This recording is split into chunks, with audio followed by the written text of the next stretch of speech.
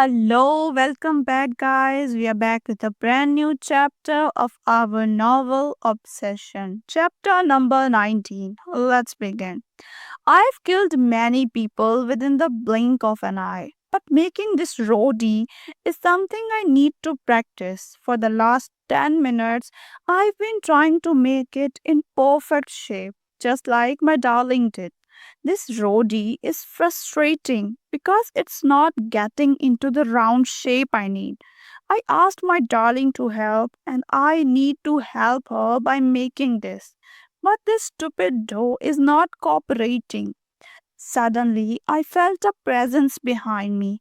I didn't even need to turn to recognize the fragrance of jasmine coming from my wife's body.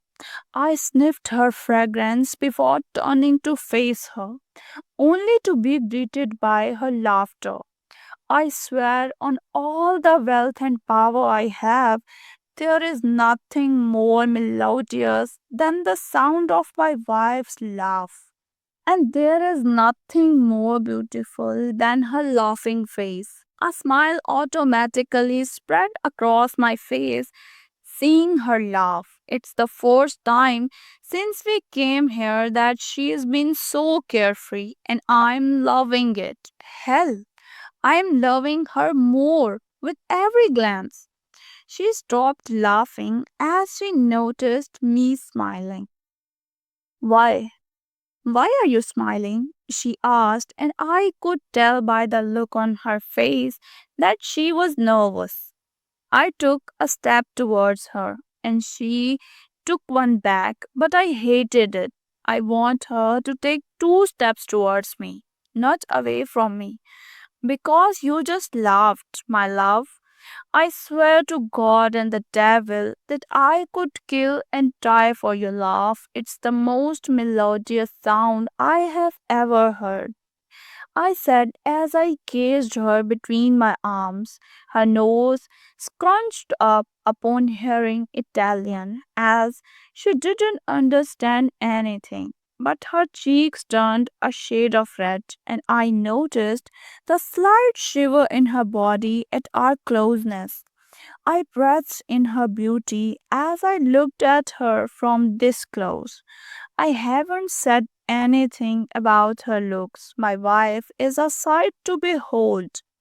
Her hair is now in a messy bun with small strands falling on her face. The end of the long white cloth she is wearing, which I learned is called a sari after searching on Google, is now tucked in front of her belly, making her waist bare from her eyes.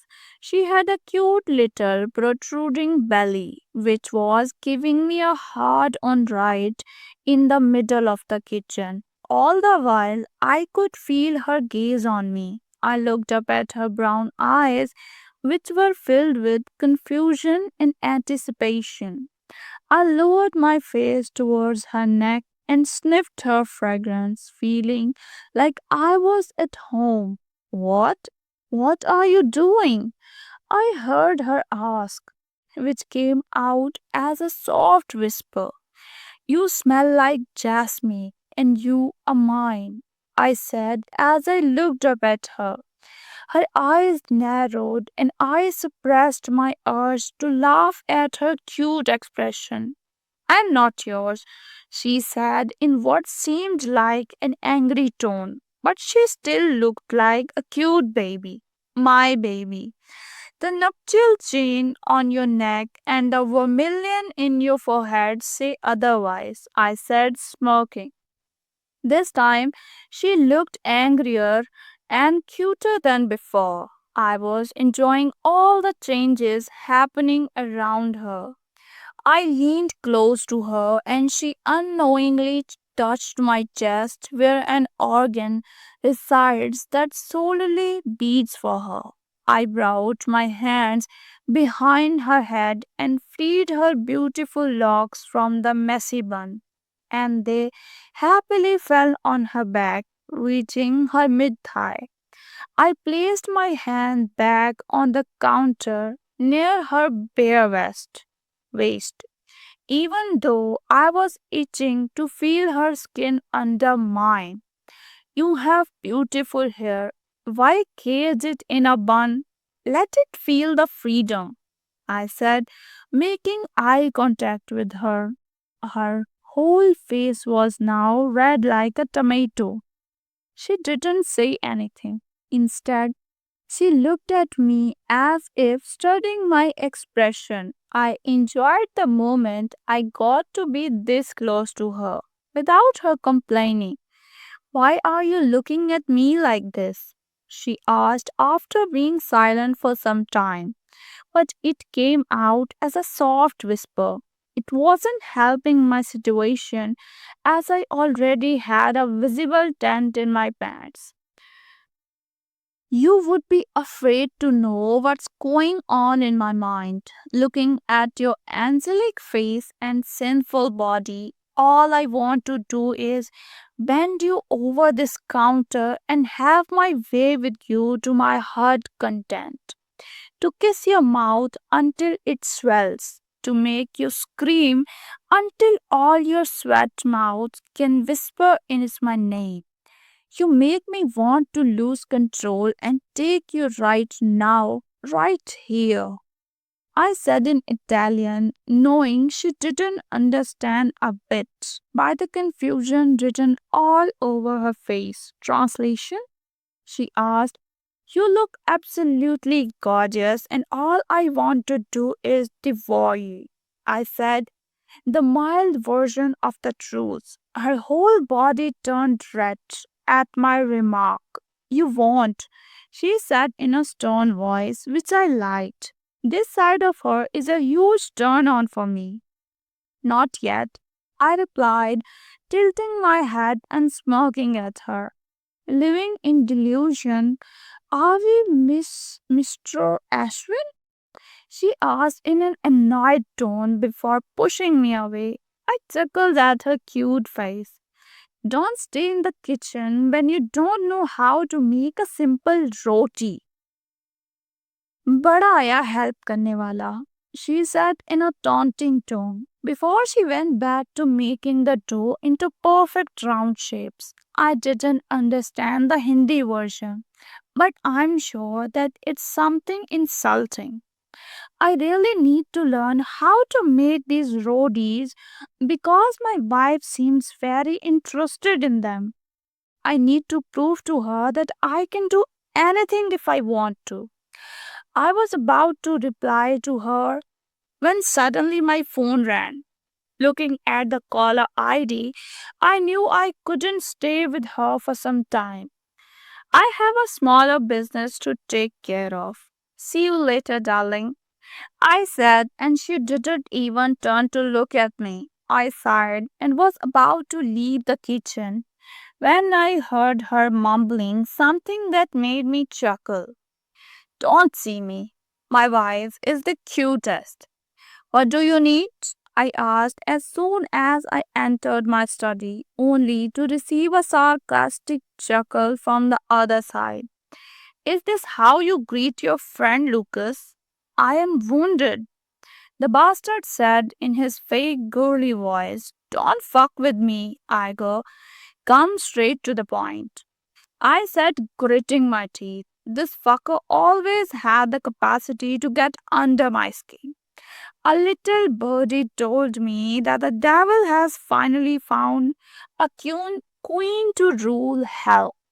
Thus said in a joyful tone, and I clenched my hands on the armrest.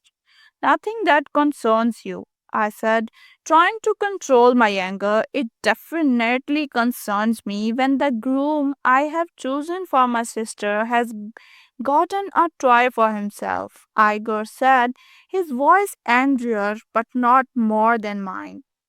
I dare you to speak anything less about my wife, and it won't take me another second to slit that throat of yours.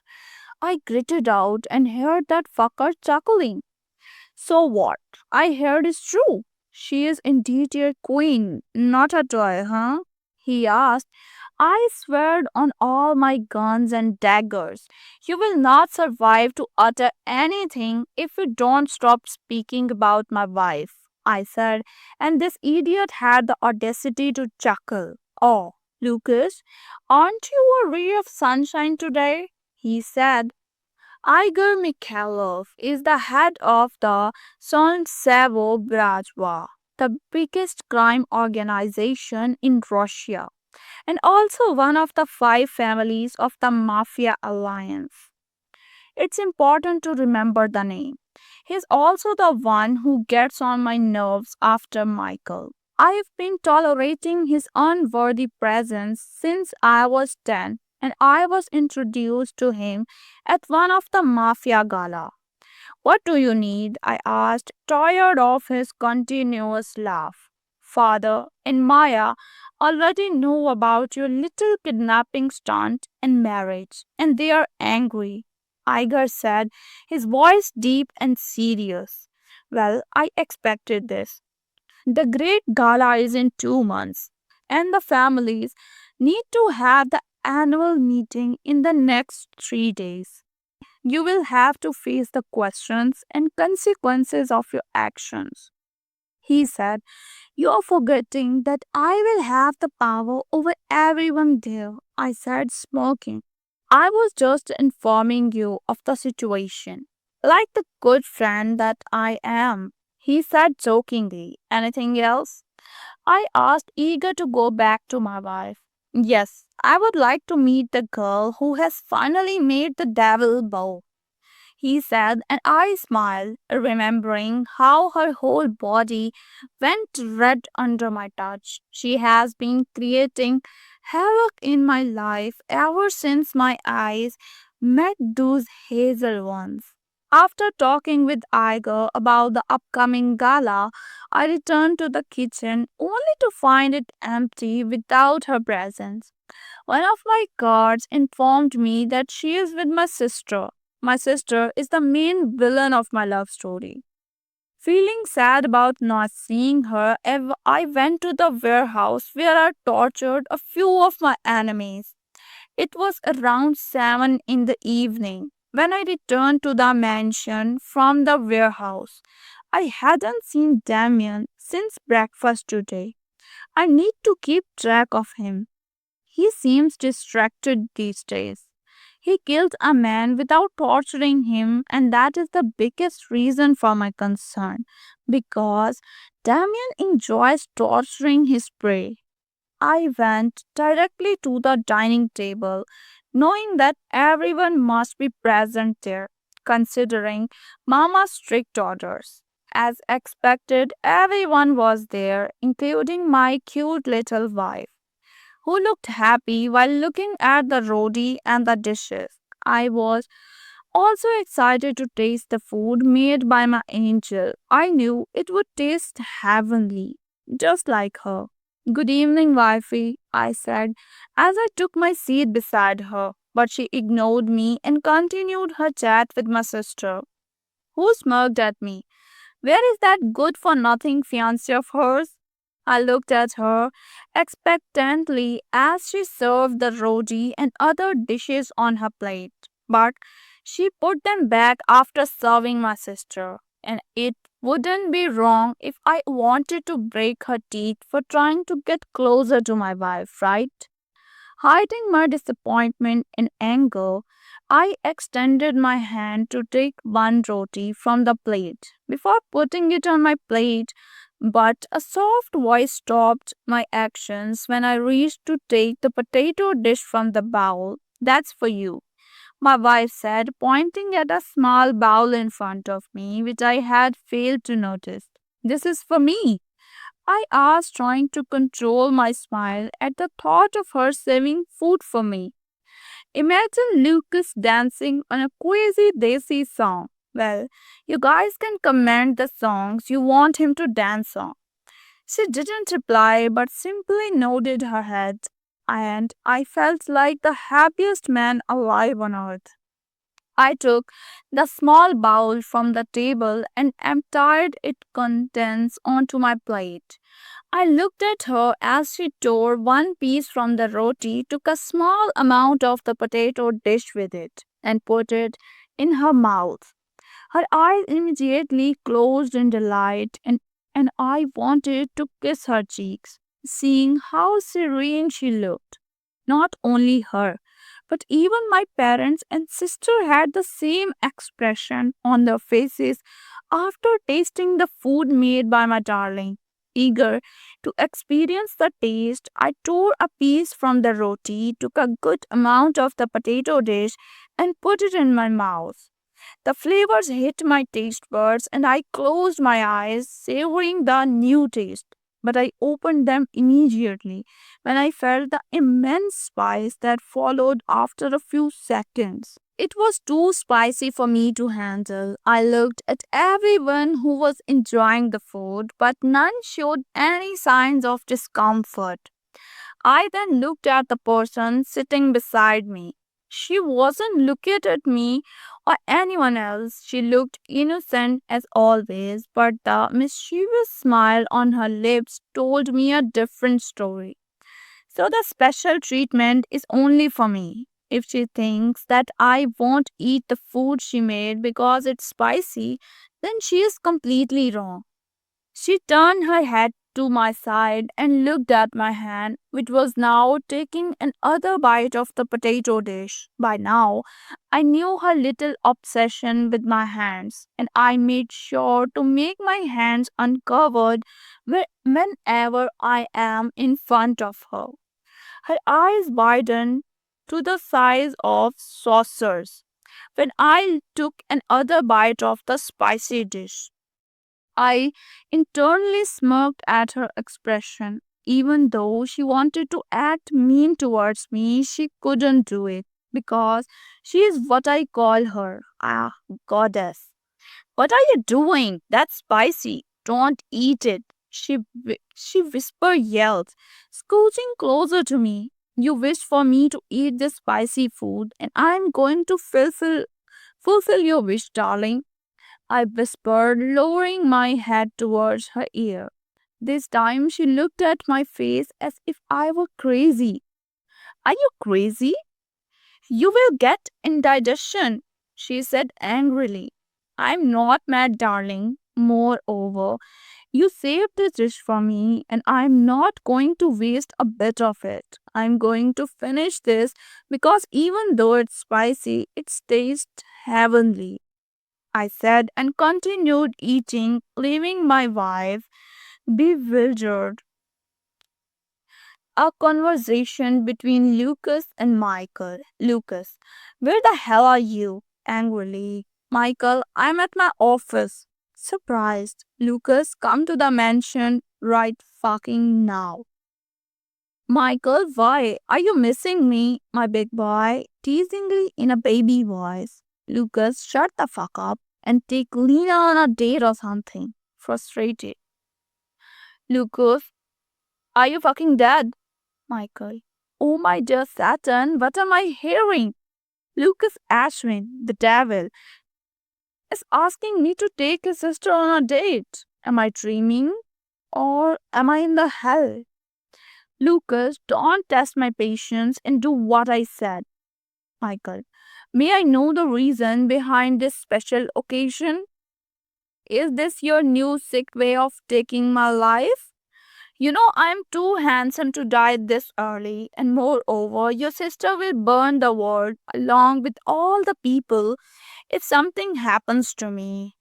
Barbering and dreamily thinking how hot she would look while taking action. Lucas, I'm going to kill you along with my sister, so come fast and take her with you. She's trying to get closer to my darling. Michael laughing while rolling on the floor. Lucas, stop it, Michael. You're jealous of my cute fiance. Still laughing. Lucas, you won't have a fiance if you don't come and take her with you. Michael, okay, on my way. Lucas, also arrange a meeting for me with any famous Indian chef. Michael, what? Are you serious? Lucas, Yes, I am. Don't ask me questions and do what you want. Michael, I'm not me. I'm not your servant. Call ends. So, with the call, our chapter also ends here, and we will meet tomorrow again with exciting episode. Okay.